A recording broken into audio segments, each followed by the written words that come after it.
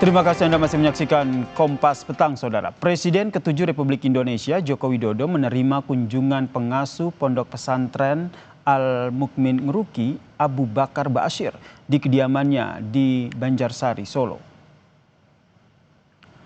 Pertemuan keduanya berlangsung secara tertutup, Saudara, selama kurang lebih 30 menit.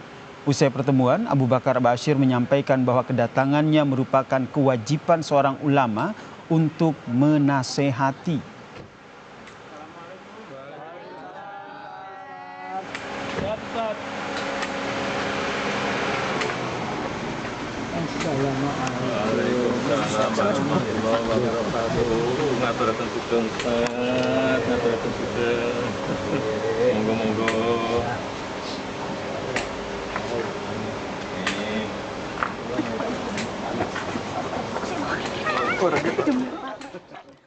Hanya nasihat itu kewajiban seorang ulama, menasehati rakyat, menasehati orang kafir, menasehati pemimpin.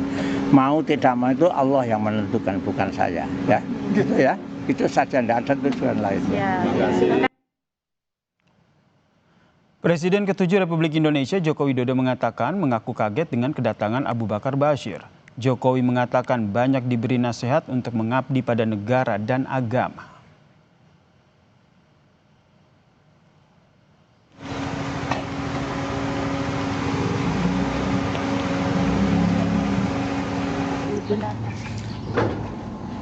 Ya, sangat kaget saya kedatangan beliau.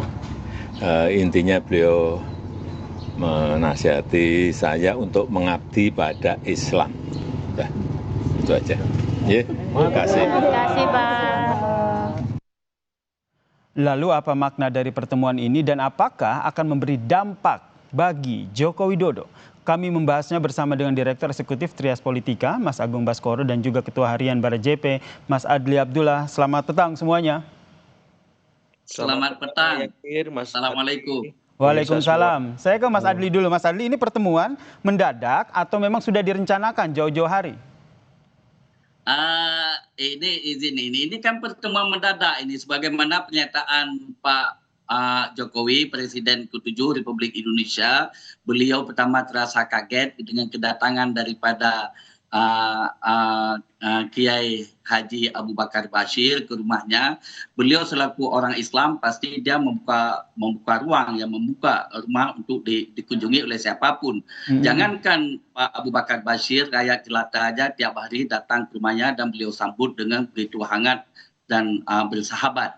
Saya kira ini kedatangan Pak Abu Bakar Ba'asyir, Pak Jokowi ini kan ada dua hal. Pertama, ini silaturahmi. Dan silaturahmi ini dalam agama itu kan termasuk memperpanjang umur. Apalagi Pak Abu Bakar Ba'asyir dengan Pak Jokowi mungkin karena Pak Abu Bakar Ba'asyir dulu dalam waktu beliau ditahan termasuk Pak Jokowi yang memotong masa tahanannya ini. Saya kira ini pertemuan dua tokoh Muslim. Apalagi Pak Jokowi sekarang ini kan juga sekarang menjadi tokoh global dengan diangkat sebagai penasihat Bloomberg New Economy, dan juga tadi Pak Abu Bakar Ba'asyir meminta beliau juga menjadi seorang tokoh Islam. Saya kira itu adalah pertemuan biasa saja dan silaturahmi antara dua tokoh bangsa. Pertemuan biasa ini silaturahmi antara dua tokoh bangsa, tapi kalau dari sudut pandang Anda, Mas Agung Baskara, sebagai pengamat politik, apakah hanya sebatas itu atau ada makna lain dari pertemuan ini? Iya, pertama counter narasi jelas, Mas ya. Jadi situasi ini bisa membuat ya isu soal ijazah, pemakzulan dan yang lain itu berdiri sama rata dengan isu misalkan silaturahim beliau dengan Pak Abu Bakar Ba'asyir. Yang kedua memang menegaskan bahwa Pak Jokowi ini ingin merangkul semua kalangan, bahkan Islam yang sangat konservatif sekalipun diberi ruang di kediaman beliau, dan ini tidak mudah ya memposisikan diri sebagai istilahnya tokoh nasionalis yang kemudian berinteraksi dengan Islam konservatif yang kita tahu Pak Abu Bakar Ba'asyir mendukung penerapan Islam ya, hukum Islam semacam itu. Jadi saya melihat ini sebuah arena situasi yang positif bagi Pak Jokowi untuk membuat ya magnet figurnya semakin atraktif untuk memperkuat Jokowi efek itu, karena di 2029 itu dibutuhkan oleh PSI, oleh Mas Gibran, oleh keluarga Solo secara keseluruhan seperti itu. Oke, Bang Abdi juga melihat hal yang sama? Saya ini kalau saya lihat ini silaturahmi biasa saja, ya kan? Silaturahmi biasa saja antara dua tokoh bangsa, apalagi Pak Jokowi ini dia dianggap tokoh Muslim moderat. Saya setuju dengan Mas Agung ini yang mengatakan bahwa Pak Jokowi sebagai tokoh Islam moderat, datang Pak Abu Bakar Bashir yang orang dianggap tokoh Islam konservatif. Jadi Pak Jokowi itu bisa bersahabat dengan siapa saja karena sifat Pak Jokowi yang merakyat. Oke. Apalagi ini kedatangan daripada Pak Bakar Bashir kan mengatakan sebagai agama itu kan saling menasihati ini, dan ini bagian daripada silaturahmi antara dua tokoh bangsa yang saya lihat penting untuk terjadinya kesejukan dalam bernegara di Republik Indonesia yang kita cintai ini. Baik, meskipun kalau sosok Joko Widodo sendiri ini terlepas dari tokoh politik juga di tanah air yang juga sedang diperbincangkan begitu Mas Adli. Jadi menurut Anda ini hanya sebatas ya silaturahmi biasa, obrolan biasa antara tokoh bangsa, tidak ada kaitannya dengan dinamika politik yang terjadi? Saya sekarang tidak ada. Ini kan kalau bagi kita media kan, bagi kita orang publik, batuk wajah Pak Jokowi itu kan bisa menjadi menarik untuk diliput.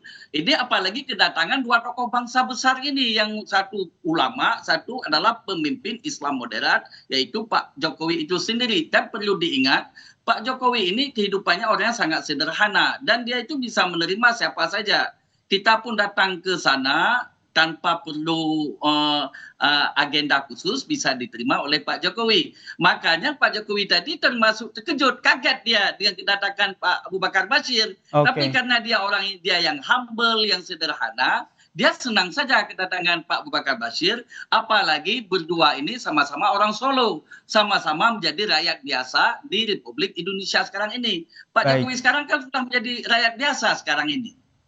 Kalau Mas Agung Baskoro sendiri melihatnya ini keuntungan yang didapat dari Joko Widodo sendiri seperti apa dari pertemuan ini, baik dari sisi sebagai tokoh bangsa maupun dari sisi politiknya? Iya, suka atau tidak kan selama ini Pak Jokowi dikaitkan dengan problem etik Pilpres 2024, Mas Yasir. Sehingga ketika kedatangan Pak Abu Bakar Bashir ke kediaman beliau, yang itu notabene ulama dari kalangan Islam konservatif, sedikit banyak ya kita akan tahu bahwa problem etis itu sedikit banyak tereduksi dengan kehadiran seorang sosok ulama konservatif itu, Pak Abu Bakar Bashir. Karena suka atau tidak, yang membuat isu dalam tanda petik ijazah, pemakzulan, dan yang lain mengemukakan ada teman-teman yang belum puas dengan problem etik yang tak tuntas di 2024 itu. Mereka yang tak puas dengan kinerja Pak Jokowi 2 periode kemarin. Dan mereka yang punya kepentingan di 2029 juga. Jadi dengan kedatangan Pak Abu Bakar Bashir ke kediaman Pak Jokowi, sedikit banyak problem etik di 2024 itu bisa teralihkan sementara, seperti itu. Yang kedua, memang bagi Pak Abu Bakar Bashir sukar untuk tidak diungkapkan bahwa ini bagian dari politik etis beliau yang sudah mendapat manfaat dengan pengurangan hukuman ketika Pak Jokowi berkuasa di masa silam. Ini bagian dari arahan terima kasih beliau dengan mengunjungi Pak Jokowi di kediamannya, karena dari sisi umur kan senioritas Pak Abu Bakar Bashir lebih berumur ketimbang Pak Jokowi, tapi beliau menyampaikan rasa terima kasih itu dengan tuan rumah untuk mengucapkan langsung seperti itu. Dan bagi Pak Jokowi yang ada soal nggak ada masalah gitu, yang penting silaturahim kita sebagai sesama tokoh bangsa bisa terjalin walaupun sifatnya mendadak, walaupun mungkin tidak direncanakan, tapi buat saya ini bagus, memberikan semacam energi positif kepada publik bahwa se-ekstrim apapun ideologi kita, keyakinan kita, tapi kalau sudah membahas Indonesia, semuanya bersatu mencari titik temu, seperti itu Mas Yasir. Kan kalau kita tahu juga saat ini kan juga Joko Widodo masih terseret begitu, ikut dalam kasus yang setengah berlangsung begitu soal ijazah palsu ini. Menurut Anda kaitannya ataupun hubungannya apakah ada? Tidak secara langsung tapi kan kita tahu masing-masing punya brand sebagai tokoh. Satu tokoh nasionalis, presiden ke-7, satu ulama besar yang pro dengan penerapan Islam sebagai hukum nasional kita.